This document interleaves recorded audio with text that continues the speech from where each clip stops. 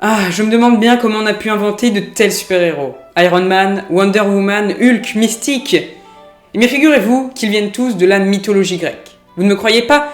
Eh bien la preuve, par l'exemple. Chers amoureux de l'histoire et amis du présent, bonjour.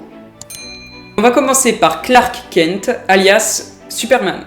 Juste avant la destruction de sa planète natale, les parents de Kal-El l'ont envoyé sur Terre, encore bébé, où un couple d'agriculteurs l'a recueilli. Grâce à la différence de gravité et les rayonnements du soleil, il va développer pas mal de pouvoirs comme une force surhumaine, mais bon ça vous le savez déjà, une vision à rayon X, la capacité à voler, j'en passe, et des meilleurs.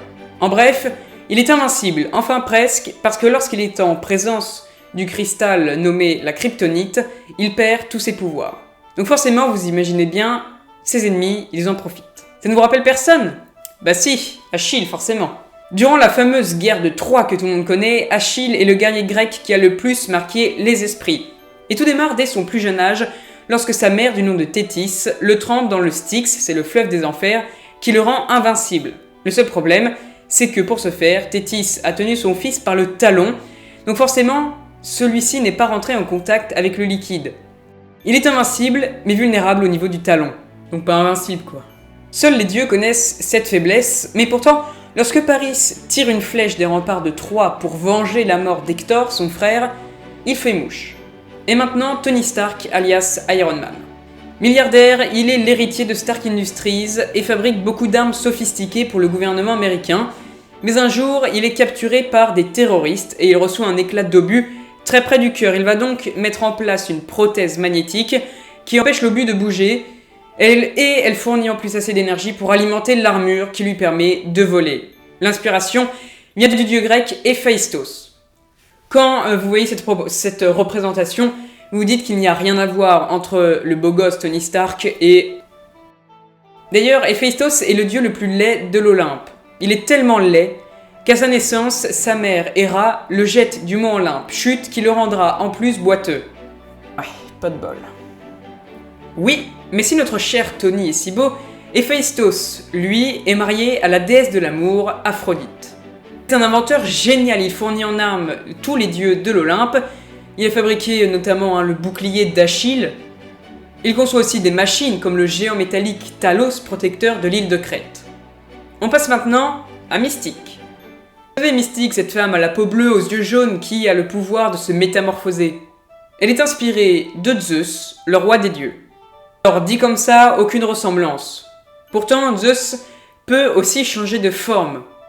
Toujours dans le même but d'ailleurs, séduire des humaines, et cette technique marche. Voilà, petite technique, vous en faites ce que vous voulez. Il s'est notamment transformé en pluie d'or, en cygne, en taureau, et bien sûr, évidemment, en humain. C'est comme cela qu'Hercule est né. Zeus, en fait, il s'était métamorphosé en Amphitryon, le mari d'Alcmène. Justement Hercule, on va parler de lui et du super musclé Hulk. Et non, la liste n'est toujours pas finie. Comment être aussi original que lui peut être inspiré de la mythologie? À la suite d'une expérience qui a mal tourné, Bruce Banner, un brillant scientifique, est exposé à des rayons radioactifs.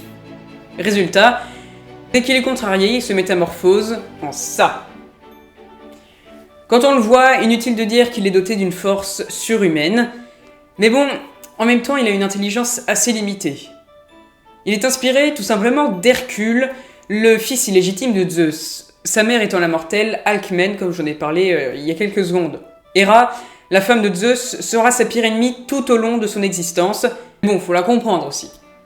C'est d'ailleurs grâce à elle qu'il sera doté d'une force exceptionnelle, plus précisément grâce à Zeus, qui lui fait boire en douce le lait d'Héra.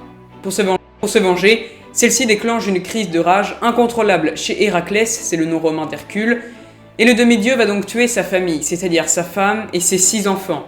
Le jeune homme, pour se punir, alla consulter l'oracle qui lui signifia d'aller se présenter à son cousin Euryclée, sous les ordres duquel il devra accomplir ses combats et ses travaux. Celui-ci, qui est toujours excité par Héra, va lui commander les choses les plus difficiles, c'est ce qu'on appelle les 12 travaux d'Hercule.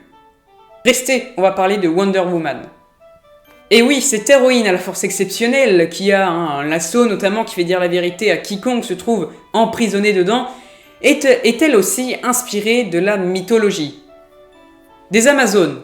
Alors les Amazones Ce sont des femmes guerrières, excellentes tireuses à l'arc et des cavalières surdouées. D'ailleurs, un des 12 travaux d'Hercule était de dérober la ceinture dorée de la reine des Amazones, mais celle-ci, charmée, lui donne, on va dire, de bon cœur. Et pour finir, en beauté, mon préféré vraiment, Captain America. Pendant la Seconde Guerre mondiale, Steve Rogers tente de rejoindre l'armée américaine en vain. Il participe donc à un programme militaire top secret qui fait de lui un soldat hors pair.